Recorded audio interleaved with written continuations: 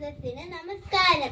ഞാൻ ഇന്നിവിടെ പറയാൻ പോകുന്ന കഥയുടെ പേരാണ് ബുദ്ധിശാലിയായ ആട്.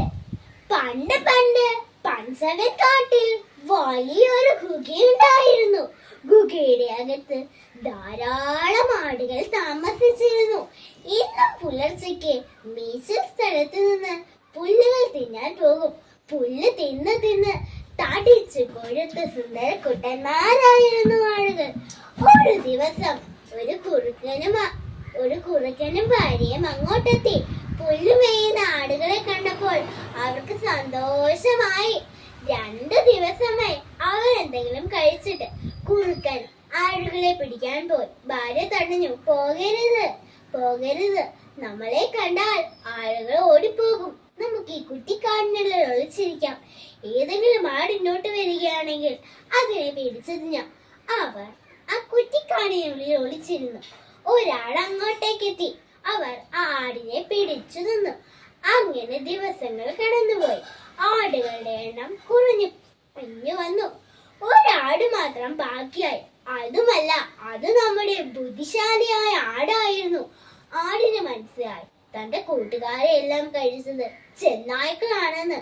പിറ്റേന്ന് മുതൽ മീശൽ സ്ഥലത്ത് പോകുന്ന പതിവ് നിർത്തി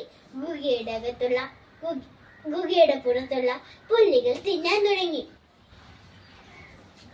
കുറുക്കന്മാർ വിചാരിച്ചു ആടുകളെല്ലാം തിന്നിട്ടുണ്ടാകും. അവർ പോകാൻ നേരമാണ് സുന്ദരനായ ആട് അവിടെ നിൽക്കുന്നത് കണ്ടത്. ചെന്നായ്ക്കളെ കണ്ടതും ആടോടി ഗുഹയുടെ അകത്ത് കയറി. ഇനി എന്തു ചെയ്യും? കുറുക്കന്റെ ഭാര്യ പറഞ്ഞു, നാളെ ഞാൻ അവനെ പോയി കൂട്ടുകാരനാക്കാൻ നോക്കാം. പിറ്റേന്ന് കുറുക്കന്റെ ഭാര്യ ആടിന്റെ ഗുഹയുടെ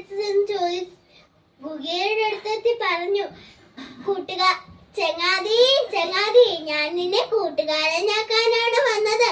ഇതിനെല്ലാം കാരണം എന്റെ ക്രൂരനായ ഭർത്താവാണ്.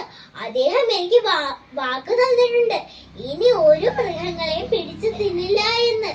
ഇന്ന് ഞാൻ നിന്നെ എന്റെ വീട്ടിൽ വിരുന്നിന് ക്ഷണിക്കാനാണ് വന്നത്. അപ്പോൾ ആട് പറഞ്ഞു, ആണോ?